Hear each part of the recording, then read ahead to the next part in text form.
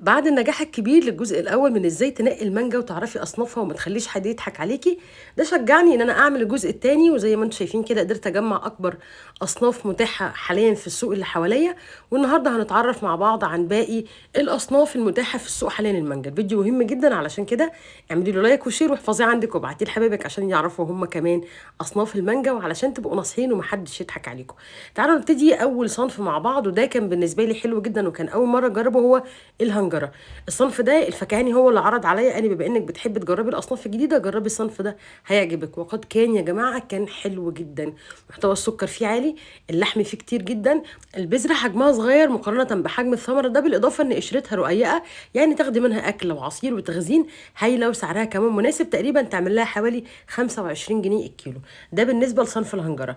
الصنف اللي بعد كده حلو جدا وناس كتير جدا ليه عشاقه، وبقالنا كتير ما شفناهوش في السوق ورجع يظهر تاني من جديد، وهو الهندي السناره. زي ما انتم شايفين كده بيكون لونها من جوه مش غامق قوي، بيكون لونها فاتح، محتوى السكر فيها عالي، طعمها حلو جدا، وطعم المانجا ظاهر فيها.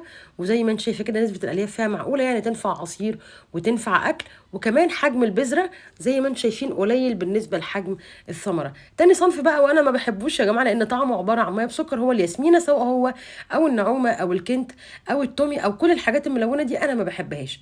اللي على اليمين دي، اللي على الشمال اللي كانت في ايدي دي نعومي، عشان بس اوريكم الفرق بين الاثنين. ده بيكون شكلها بتبقى شبه قوي الهايدي. طبعا الهايدي زي ما قلت لكم هي والتومي والكنت والحاجات دي كلها بتبقى ملونه، انا بصراحه ما بحبهاش. بتكون شكلها زي ما انت شايفه كده، بالاضافه ان حجم البذره فيها بيكون كبير.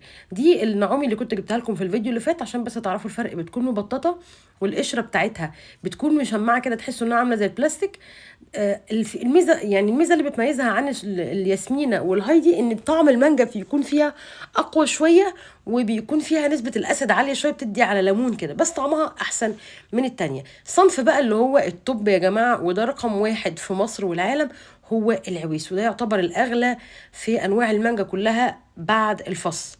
زي ما انتم شايفين كده، دي زي ما قلنا تنفع عصير وتنفع اكل، وانا بصراحه استحرم اعمل بيها عصير لان سعرها بيكون غالي. بتتباع جمله في سوق العبور من 40 جنيه الكيلو زي ما انتم شايفين كده. طبعا عند الفكهانيه بتكون اغلى شويه. اما الصنف ده بقى فانا ما بحبوش خالص يا جماعه. وهو بالمناسبه اول صنف بيظهر في سوق هو الجولك. انا ما بحبوش خالص، يعني بحس انها مانجا، مع ان بالمناسبه يا جماعه في ناس بتحبها، بس هي اختلاف اذواق مش اكتر. انا عن نفسي ما بحبوش. تاني صنف بقى، وده بقى يا جماعه كان مفاجاه، هو الكمبورس. الكمبورس ده تاخدي منه خزين، تاخدي منه عصير، تاخدي منه اكل، خدي منه اللي انت عايزاه.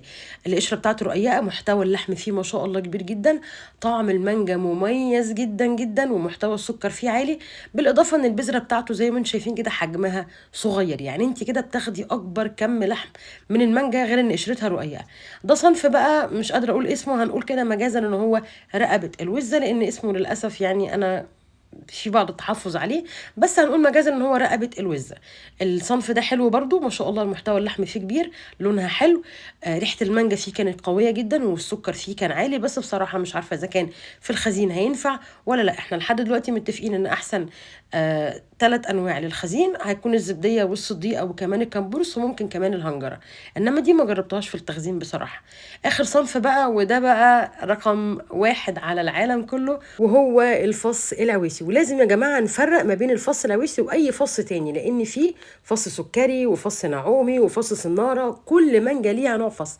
زي اللي انا ماسكاها كده دي اسمها فص بلدي، وعايزه اقول لك ما شاء الله عباره عن ليمون، طعمها بشع. نيجي بقى لطعم العويسي، الفص حاجه كده مش قادرة أوصف لك مدى جمال وروعة طعمها. طبعا دي ما حدش اختلف على طعمها إطلاقا. بتشيليها كده بيكون ما فيهاش أصلا بذر يا جماعة، هي عبارة عن ورقة كده، ورقة بس ما فيهاش أي حاجة زي ما انتم شايفين كده. وطبعا دي بيكون سعرها للأسف غالي شوية، يعني أنا كنت شفتها في سوق العبور آخر مرة الكيلو جملة عامل 50 جنيه، معرفش دلوقتي عند الفكهانية سعرها كام. أنا عادة يوم ما بجيب منها بجيب كيلو مش أكتر. لكم أن تتخيلوا إن المانجاية الكبيرة دي طعمها كله والسكر والنكهة اللي فيها تركزت في المانجاية الصغيرة دي، فده بيخليها لها طعم غير أي مانجا تاني. طبعا يعني انا على قد ما اقدر جمعت لكم كل الاصناف اللي موجوده في السوق، ولو ظهر حاجه هعملها لكم ان شاء الله في فيديوهات تانية. ولو عجبكم بقى الفيديو طبعا لايك وشير، واتمنى لكم كل خير، وتحياتي ليكم دايما رشا الغفير.